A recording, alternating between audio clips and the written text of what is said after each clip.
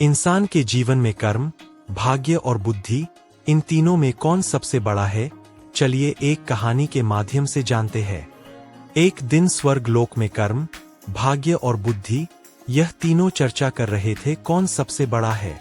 कुछ दिन बीत गए लेकिन फिर भी यह तीनों इस बात का निर्णय नहीं कर पाए कि कौन बड़ा है।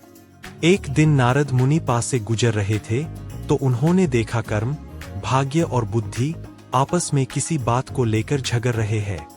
तो नारद मुनि तीनों के पास गए और पूछा, आप तीनों किस बात पर इतना झगड़ रहे हो? तब कर्म, भाग्य और बुद्धि ने बोला, है नारद मुनि, अब आप ही विचार कीजिए कि हम तीनों में से कौन महान है। नारद मुनि हंसते हुए कहा, ठीक है, लेकिन इसके लिए आप तीनों को पृथ्वी लोक में जाना होगा और एक सप्ताह तक साधारण इंसान के साथ रहना होगा। आप तीनों में से जिसके प्रभाव से उस इंसान का भला होगा उसी को महान घोषित किया जाएगा। यह सुनकर तीनों पृथ्वी लोक में जाने के लिए राजी हो गए। जब तीनों पृथ्वी लोक में आए तो उन्होंने जंगल में एक गरीब इंसान को पैर काटते हुए देखा। उन तीनों को लगा यही सही इंसान है जिसके शरीर में प्रवेश कर हम अपनी महानता सिद्ध कर सकते हैं। कर्म, भाग्य और बुद्धि आपस में बातें करके यह निर्णय लिया कि वे एक सप्ताह करके इस इंसान के शरीर में रहेंगे और जिसके प्रभाव से इस इंसान का भला होगा उसे ही महान माना जाएगा। कर्म बोला, सबसे पहले मैं जाऊंगा और उस इंसान का भला करूंगा। कर्म उस इंसान में प्रवेश करते ही उसका कर्म क्षमता दुगना हो गया और वो प्रतिदिन जितना लकड़ी काटता था उससे ज्यादा काटने लगा। यह देखकर वह इंसान बहुत खुश हुआ। पहले से ज्यादा लकड़ी तो वह काट लेता था लेकिन वह उतना ही लकड़ी बाजार ले जाकर बेच पाता था जितना कि वह पहले बेचता था, क्योंकि ज्यादा लकड़ी ले जाने के लिए उसके पास कोई सामान नहीं था। इसी तरह 7 दिन तक उसमें ज्यादा लकड़ी तो काट लिया लेकिन उन सब को बेच नहीं पाया और उसकी हालत में कोई सुधार नहीं आया। 7 दिन बाद कर्म उसके शरीर से बाहर आ गया और निराश होकर स्वर्ग चला गया। यह देखकर भाग्य बोला, कर्म तो उसको धनवान नहीं बना सका, अब मैं उसको धनवान बनाऊंगा।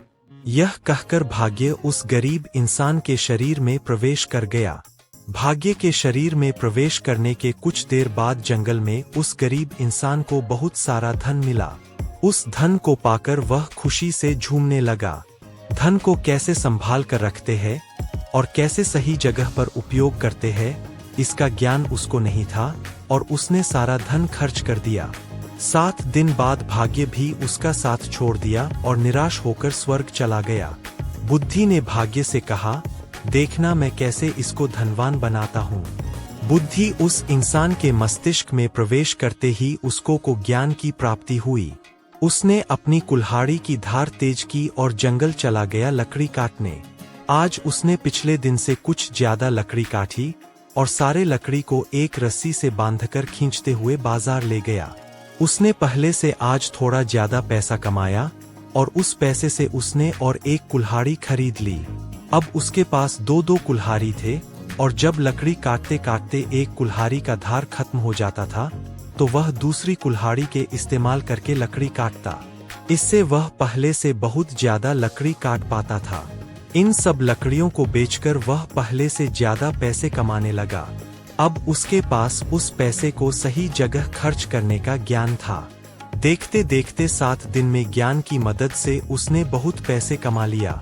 7 दिन बाद बुद्धि का समय खत्म हुआ और वह वापस स्वर्ग चला गया। स्वर्ग में जाकर बुद्धि, कर्म और भाग्य से बात कर ही रहा था। उसी समय नारद मुनि उनके पास आए और पूछा, आप लोग धरती पर गए थे क्या? तब कर्म, बुद्धि और भाग्य नारद मुनि से कहते हैं, जी हाँ, हम लोग धरती पर गए थे। और साथ ही कर्म और भाग्य नारद मुनि से कहते हैं, हे नारद मुनि, बुद्धि ही महान है, क्योंकि जहाँ बुद्धि होती है वहाँ कर्म और भाग्य अपने आप ही चला आता है। इसीलिए बुद्धि को महान कहा गया है।